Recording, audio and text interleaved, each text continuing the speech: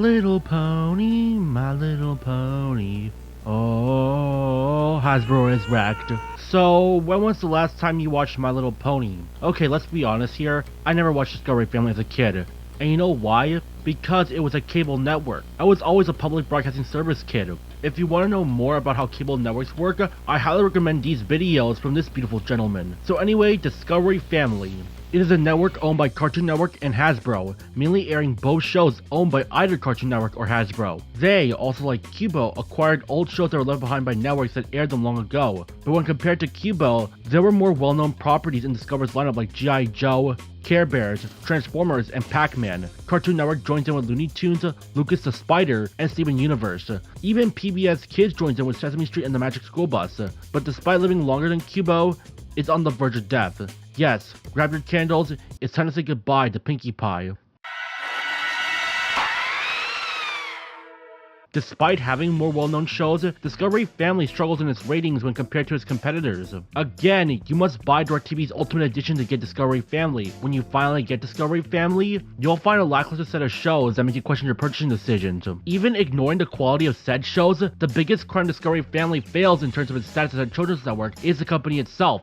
Hasbro. Hasbro is a toy and entertainment company behind many of your favorite toy lines like My Little Pony, Transformers, Monopoly, Power Rangers, and Nerf guns. They also acquired Peppa Pig.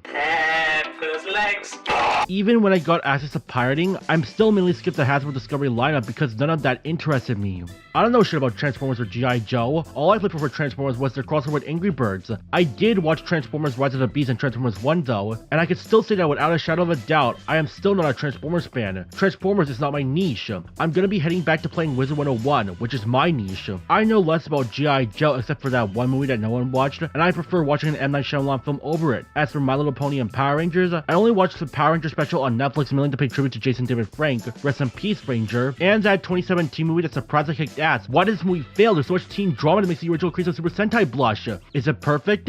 Of course it isn't. There are so many plot points that were never answered or developed enough, but it became the basis for why I chose that particular movie, as I think even the worst kinds of movies would have at least one or two scenes done right. As for My Little Pony, let's just say that if I watched it as a kid, I would be bullied to hell because I'm a boy watching a girls show. Gender stereotypes activate. Women belong in the kitchen. Am I right, woman? But in all seriousness, if I was reading, watching, or playing something meant for girls, I would be seen as a girl trapped in a boy's body. Yes, transphobia existed before people called each other by their dead name or the slur. Can you just let me read my Junie B. Jones and Dork Diaries books in peace? I don't need the loaded diary people to come knocking on my door with a Glock 17 to my chest because they said I hated Double Down. Back to Hasbro and the Discovery Network, not many people have heard of or own the network, and even if you do own it, you'll mostly just see more of the same from other networks you could be watching on other channels. While My Little Pony became the channel's biggest standout flag, it has since then declined in popularity. It's not due to My Little Ponies being seen for little girls, but also because other properties Hasbro has owned like Transformers and Power Rangers, which are boy-focused shows, have also declined in popularity as well.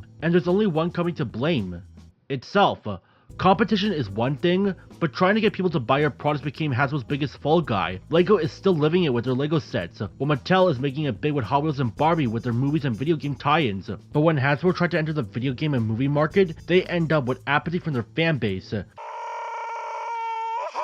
Sure, the Hot Wheels games were made by a third-party company, but Mattel still has a license to say yes to it. In a sense, Hasbro isn't at fault whenever their media line fails, but it became so noticeable that Hasbro saw films as a lost cause. They may close their doors, sell the Discovery Family channel to Cartoon Network, and walk away with their products. So while Discovery Family isn't dead technically, we should explain why it isn't going to beat Nick, Cartoon Network, or Disney anytime soon. With Hasbro no longer financing movies that are being made about their products, we can only rely on Paramount if we ever get a Transformers 1 sequel. I feel so bad for all the Transformers fans, Power Rangers, and My Little Pony people out there who probably feel like their efforts to keep their franchises alive would be all for nothing, as kids keep getting to Skibbity Toilet or TikTok dances. The Transformers, more than meets the eye. So I think we should discuss the first reason and the biggest power zord in the room: bad marketing. This was the major draw in Transformers 1, but it also applies to Hasbro's other products.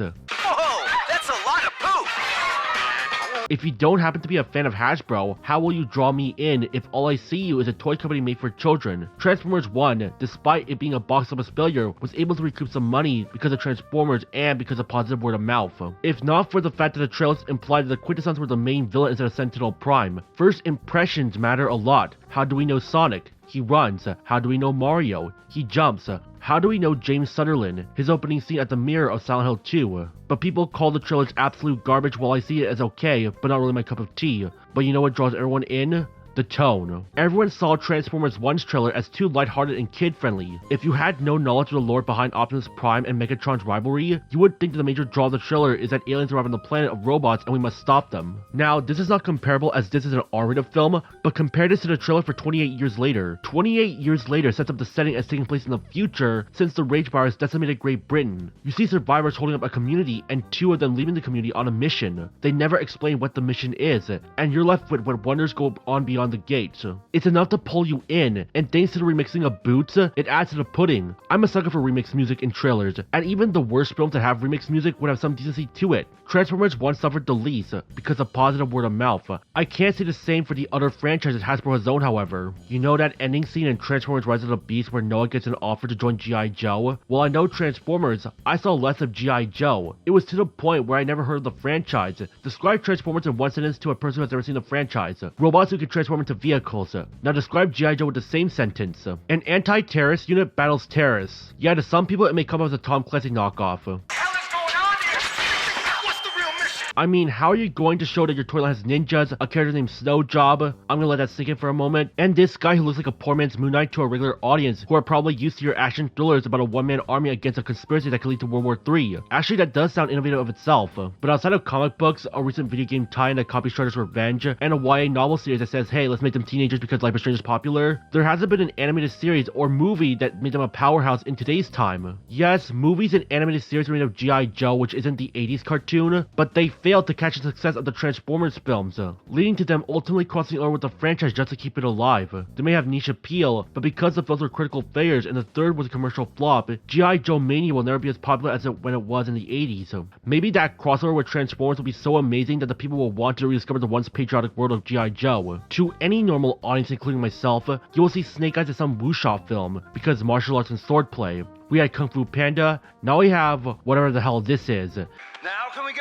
And to G.I. Joe people, Snake Eyes is a complete opposite of what he used to be in the recent film. Normally you can't see his face, and he's not in the original G.I. Joe material. That doesn't happen at all in the film. I guess the argument Paramount has against that is because you can't tell a character emotion if you can't see his face or hear him speak, so let's just remove it entirely. But the results make him somewhat of a person who just seeks to avenge his father's murder, making Snake Eyes more like baked cries. But at least Snake Eyes got a theatrical release, because they can't say the same for My Little Pony. My Little Pony was dubbed on Netflix. Yes, Hasbro didn't even air on a network they partially own, and instead gave it to a streaming giant. It makes sense from their perspective, but what a waste. This could invigorate an adult mom's nostalgia for the franchise that she may have played Gen 1 of. And it's not just My Little Pony that suffered under Hasbro's poor marketing. Other franchises they own like Dungeons & Dragons, Power Rangers, and Littlest Pet Shop failed to find its niche. Baldur's Gate 3 may be a hit, but many people don't know that it's connected to D&D and often associated with Larian and Wizards of the Coast. The latter is owned by Hasbro. Power Rangers failed to morph again with a new creative partner in search at the time of the studio's creation, and Littlest Pet Shop has become...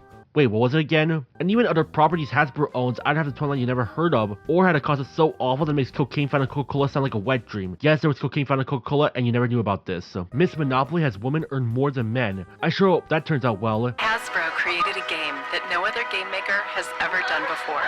A game that features Ms. Monopoly, whose goal is to make a difference. Yes, it exists, and yes, Hasbro wasted $60,000 for 3 girls rather than donate that charity to help millions of children not go to bed hungry that night. It got so hated that it was featured in a Jimmy Kimmel skit. They're sending a powerful message to young girls, and that message is, we have no idea what feminism even means anymore. I wonder what gender you'll be assigned in the game if you happen to be trans or non-binary. I like who I am. It's been your turn for centuries!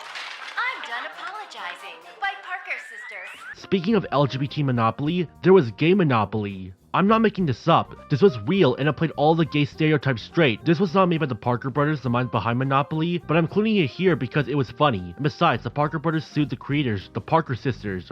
We are literally reliving South Park with their queefs. To Hasbro's credit, unlike PBS, Skits, and Cubo, they have entered the world of gaming more frequently than them. Because of their non-educational values besides being a good person and buying our toys, they roll out video games based on their properties. Transformers, My Little Pony, Power Rangers, Nerf, G.I. Joe, and Dungeons & Dragons. games, except most of them were mediocre to outright garbage. Dungeons & Dragons has the Baldur's Gate backing to the point where I forgot that Baldur's Gate is part of the D&D universe. And because the game is the definition of a fantasy RPG, it's very hard to replicate something so impressive that makes non-fans turn their heads. You have to make a game that will make your fans worship it because they like the sacred treasure in their hands, and non-fans playing the game because they like whatever mechanics are introduced. The Batman Arkham games brought in Batman fans, but it also brought in action and adventure fans who aren't fans of Batman by its robust free-flow combat system. The same thing applied to Spider-Man, RoboCop, and Guardians of the Galaxy. They appeal to their fans while bringing in gamers alike. Hasbro's other properties didn't have much of that. Their games generally have niche appeal. My Little Pony has been hit the hardest. Looking into their new games,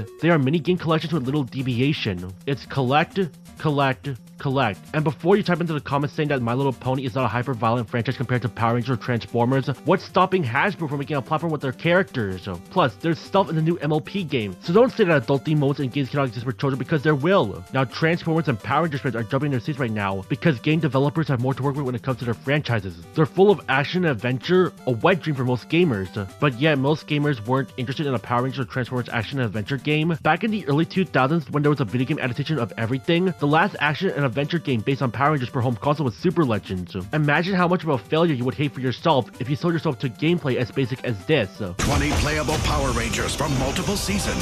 Explosive combos. This is why the more recent Power Rangers games, either set to a typical beat 'em up or whatever this fighting game is, may appeal to your older audience, but not newcomers. There hasn't been a Power Rangers game inspired by something like the Arkham games, Assassin's Creed, or God of War. Heck, even Ninja Turtles, its direct competitor, is having a Last Ronin game aimed at mature audiences with gameplay based on God of War. I guess when your franchise is aimed specifically at kids, trying to aim for older fans will alienate your original audience, but you already broke that with Power Rangers 2017. You have darker and more mature themes in your series, Power Rangers. Where do you get your spandex?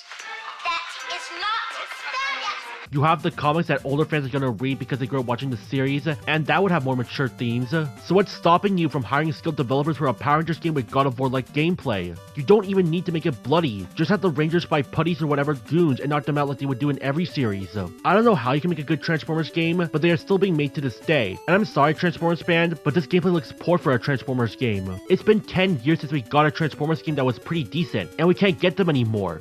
We want a way to purchase these games without resorting to piracy, but there isn't. And before you argue that the declining popularity of these franchises may dissuade developers and publishers, just remember that this RoboCop game was released 2 years ago, and at least a decade after the last movie, and it became publisher Nacon's biggest launch, so all we want is a quality game. I know game development is hard, and I'm not a game developer myself, but it doesn't take a carpenter to realize that a poorly made table may not stand on 3 legs. The bottom line is that if you have great content, no one will care that a franchise is dead. Now you may be wondering how all of this ties back into the Discovery Family Network. While Dungeons & Dragons are aimed mainly at adults, a majority of Hasbro's properties remain specifically for children. And because Hasbro owns at least 40% of Discovery Family, they could advertise their products on that network. To be frank, Hasbro could be airing commercials on any network that isn't Discovery Family, but it's not out of the question that Hasbro could advertise Equestria Girls on their network. But even if Hasbro has advertised their products with the intent of that sweet money, kids will see ads to buy action figures or dolls, and they will pass on them because they're too busy on their tablets and switches now. And that brings us to the next reason. My little pony, comb and brush her hair. I said this earlier in my PBS Kids and Cuba video, but I'll give a quick recap. With the rise of technology, kids are moving away from television and are glued to their tablets. Discovery Family does have a streaming service, but it contains documentaries, reality shows, and some basic drama, some stuff that people might watch. But something is missing. Oh yeah, kid stuff. They're not going to watch this kind of stuff if they're going to go to Discover streaming service. But since Warner Bros. Owns Discovery, you may think that kids are going to be redirected to HBO Max. Yeah, so much for Cartoon Network. While older people are gonna say it sucks that they can't enjoy their favorite shows, kids will just not care and move on to something else. It's the adults who are watching cartoons they grew up with for nostalgia purposes. Hasbro doesn't even have their products on HBO Max only. You can find My Little Pony elsewhere on other streaming services. Transformers Earthspark is airing on Nickelodeon and Paramount Plus, and Power Rangers is hitting it on Netflix. Except that they aren't as popular with kids as they used to be. My Little Pony Gen 5 started hitting Netflix around 2021. Around the same time, a Transformers and My Little Pony crossover hit store shelves. Now boys and girls can come together to see ponies and Autobots fight the Decepticons and Queen Chrysalis' army. But Gen 5 added a new trend that made it modernize. There are now smartphones. Man, Gen 4 was all magic and critters. We now suffer from cancel culture. At least there were no COVID jokes. With that being a hit, Gen 5 and MLP continue on with 6 seasons worth of content. Now that sounds like a lot. 6 seasons of MLP when most Netflix shows get added after 1 or 2 seasons? That sounds like a miracle. But 2 of those 6 seasons are just 45-minute specials. Season 2 is the only season of MLP Gen 5 with the most episodes, and even then, it was only 8 episodes. Compare this to the last season of Gen 4 where there are 26 episodes, and the last season of Gen 5 is just 3 episodes plus a 45-minute special.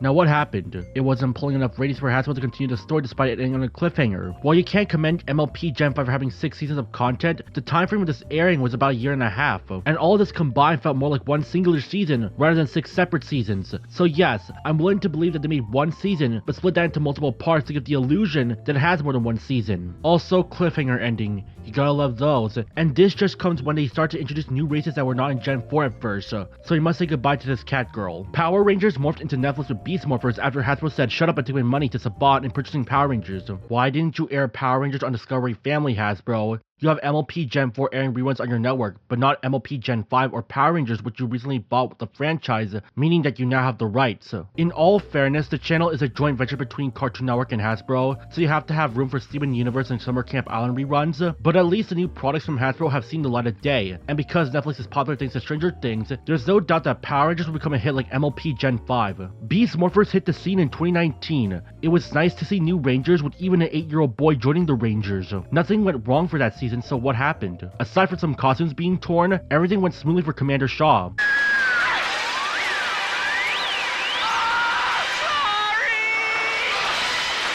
Then Dino Fury rolled around, featuring Rangers and dinosaur motifs. That hasn't happened before. Plenty of new elements were introduced in Dino Fury. For one, there's a female Green Ranger. That hasn't happened before in an American adaptation. But what's also noteworthy is that because the cultural landscape has changed, we now have LGBTQ representation. And who would have thought?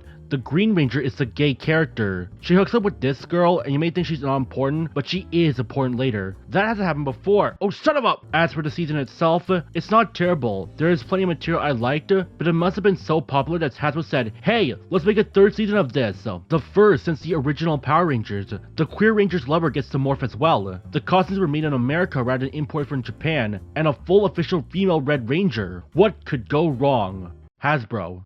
That's what. Hasbro was so eager to make money from this that they insisted production to be done in just 2 months. That meant the proposed 20-episode order was cut in half just so that Hasbro could rush it out early. One of the cut plots was an episode that revolves around the relationship between the Queer Ranger and her lover. Hasbro also changed the Ranger suits to be more simplistic as it was easier to make toys off of them. Except that there were never any toys based on these guys. And lastly, there was little to no fanfare when the season was out. Hasbro decided to hit reset only for Transformers 1 to fail, resulting in them taking their focus on video games and digital content. What's bizarre for both franchises is that both MLP and Power Rangers were on streaming services, yet audiences chose to pass on them. TikTok videos, skibbity toilet, and watching VisiPop, even when you're 9, became the new cool thing now. With the world becoming more well known, getting foreign merchandising with Sanrio characters and Nintendo also became hot. Getting into toys from an American company felt too kiddie. They want to be more hip and cool, and get Dalgona. Lastly, more mature media has some form of merchandise that became like adult toys. Squid Game Funko Pops, necklaces, rings, and AirPod cases. It was cooler to own those to a general public rather than a toy line where you brush a pony's hair. Kids want to be more hipper and cooler, not babified.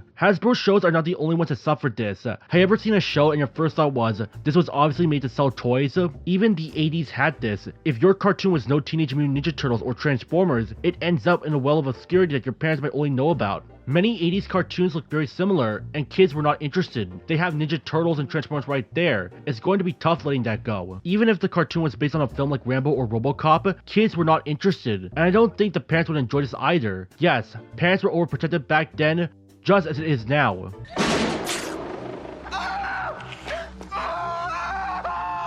Your move, creep. Connecting to Iacon, how about Transformers? It's easy to say that Transformers 1 failed because of poor marketing. Transformers Rise of the Beast barely broke even in the box office, and that failed because of 2 phrases, franchise fatigue and scope creep. We're gonna kick some Cobra with a G.I. Joe pulverizer! A lot of franchises suffer from it. Teenage Mutant Ninja Turtles, the Lego movies, and of course, Transformers. When you have too much stuff for the audience to take in, they'll get so winded that why even bother with the new installment? Especially if it requires you to watch the previous installments to understand what's going on. Television is a niche, and it may not appeal to moviegoers who have to watch at least 8 hours of the Demogorgon playing peekaboo. You may end on a teaser for more to come, but many of us don't want this. We're having Hasbro setting huge expectations by having as many as 7 films based on Power Rangers. Once that fell through, reboots had to be made, and those reboots were cancelled. How can a toy company fail this franchise so hard? While the movie was released before Hasbro acquired the franchise, they could continue the story and explain more about the relationship between Zordon and Rita, which sucked because that was one of the new changes in the movie that could be more than meets the eye. A reboot was planned, but nothing has been heard from it since, and it's safe to say that the reboot was cancelled as well. Transformers was hit with a reboot around 2018 with Bumblebee, and while that was a hit, it didn't gross nearly as much as its predecessors. Transformers Rise of the Beast and 1 rolled around the following 6 years later, and that was met with apathy from normal viewers. Unless they're diehard Transformers fans, they can't win. Marketing may be one, but scope creep is another thing. I can summarize it in one line. Expect your project to be a huge hit from one film alone. While my comparison isn't from Hasbro, scope creep does apply in video games. Everyone knows the failure of Concord, $400 million down the shitter. But have you heard of Unknown 9 Awakening? It failed even worse than Concord, and like Concord, it was envisioned to be a franchise with sequels, comics, podcasts, novels, and a web series. Too bad for Reflector that didn't happen. Like, this would be a game you'd find at GameStop for like $40 pre-owned, and you'd play it for like 3 hours and be like, I didn't really get my money's worth, what a shame. The game didn't end up very well, but also because the developers were too ambitious. And before you can blame AAA studios for this because Bandai Namco is a big studio, Reflector Entertainment isn't something like Ubisoft or Insomniac Games. They were mainly an underdog studio developing a game based on a book released a century ago that barely anyone knew existed until now. So in other words, this is an indie developer who got work from a AAA studio working on a project intended to be big scale like what AAA studios are doing. You know the talk where people say that indie is better than AAA productions? I say that only applies to really good indie products. For every successful indie game out there, you will find 10 failures. That's so good! Depending on the quality. Indie does not create problems, but it also does not solve them. It's not a single button press you could do and it'll change everything. While it is nice to have such a franchise and to make tons of money, people, myself included, have to understand that it's better to start small and build from there if it becomes a hit. Teenage Mutant Ninja Turtles started as an indie comic from 2 guys in their 20s, one of them working boiling lobsters at Red Lobster, with a loan from one of their uncles, being able to build a bigger franchise than the Avengers. With the success of the comics, the suits took notice and saw easy money by copying it. None of them managed to capture the same success as Ninja Turtles. The very first comic TMNT creators Kevin Eastman and Peter Laird created was originally intended to be standalone, but the success of that one comic drew them out of that picture. And now look at it, the last Ronin video game is coming out and I'll buy it day one. You may have a good film Transformers 1, but because of the teasing of the Quintessons as the overarching villain of their animated trilogy, I'm not certain about the state of the franchise. I would like a sequel, however.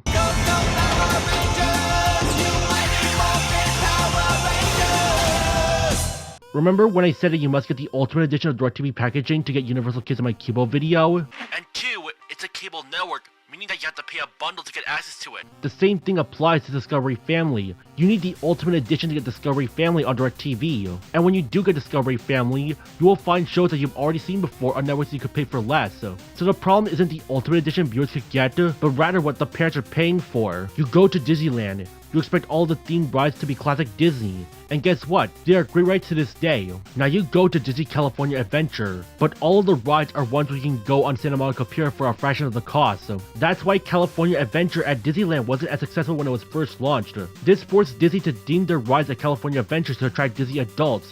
Why do we now have an Incredicoaster? Even slow rides had to be themed to bring people in. But even with that, I don't think California Adventure is as good as Disneyland. This applies to streaming services as well. Hasbro has their stuff on Netflix, but Netflix as a whole has original content. I can't add anything because it will be here for another hour, but if their content is not The Boys or Squid Game, then what's the point? Going back to the Discovery Channel, while they do have My Little Pony and Transformers along with Pound Puppies and Littlest Pet Shop, many of these shows have finished airing their runs and are currently airing reruns. Some may have already watched these episodes and found no will to stay on the channel and figure out something new. And because Cartoon Network also owns the channel, they bring in Steven Universe and Summer Camp Island. Both of these you can watch on the Cartoon Network channel itself.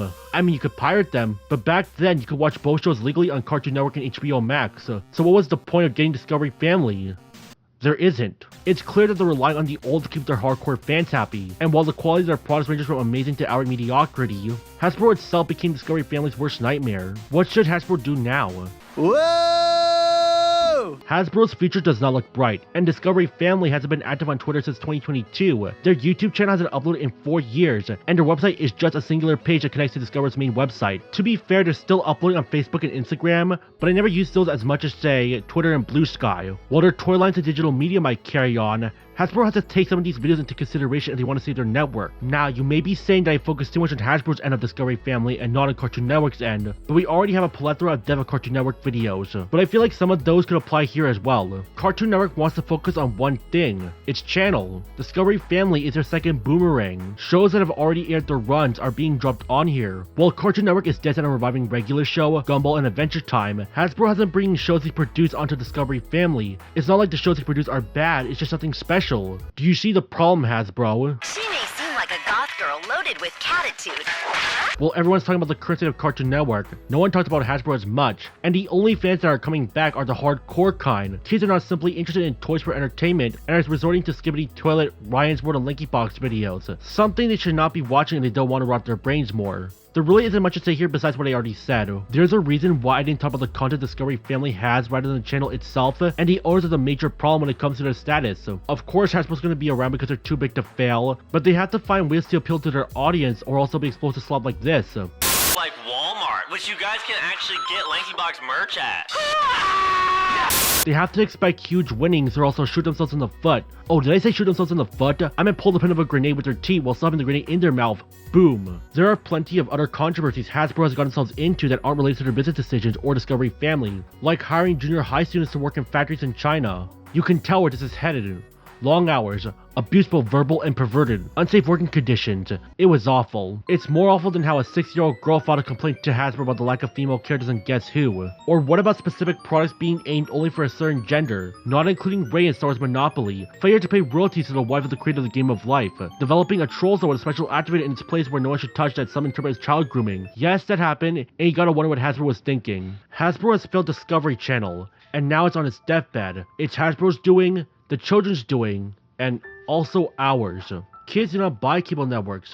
We as adults do. Kids may be smart to change channels, but we give them the channels to change too. I expressed fear of watching Hasbro as a kid because I would get bullied if I did. Like I said, I read Junie B. Jones and Dork Diaries and feared backlash from the Darwin kid community. So what was the point? We're not giving our kids the ability to watch Discovery Family because it was too expensive for us, even more than basic cable. In a time where inflation has hit big, we have to be smart in spending, or else you'll be the laughingstock on why you spend $150 per month on the premiere edition of DirecTV. Streaming was cheap, easy, legal, and efficient. We cannot sit and slow down. We have to maintain everything in fast-paced high-octane action. But streaming brought its problems. With everything right there for us, there was no need to be on the TV screen when all the content was on our phones. It's easy to joke about how the ponies put the dust, but at the end of the day, My Little Pony and Transformers gained quite a bit of a fan base, and now it's sad to see all for nothing. And I hate these kinds of videos that declare Hasbro to be done and your source was, dude, trust me bro. The franchises may end up being a fat and not multi-million-dollar franchises as it once was. They could probably survive with crossovers. Oh wait, they did have one. I have a new idea how to draw viewers in Hasbro. We don't get much of these nowadays. My Little Pony meets the Transformers will find the Terminator initiating Judgment Day. Hire me as a writing consultant and we're off. Make a first-person shooter based on that and I'll pre-order. Yes, pre-order the Ultimate Edition. Thanks for watching, and don't forget to stay out of cringe.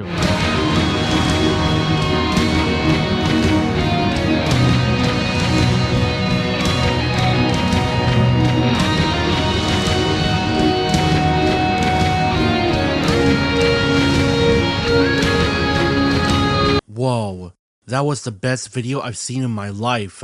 And the most embarrassing too. But I think you forgot one thing. Yeah, dude, I think you left the worst ending for last. What is it? Oh my Celeste, you don't know? Yeah man, you forgot? What is it? Universal Kids. No!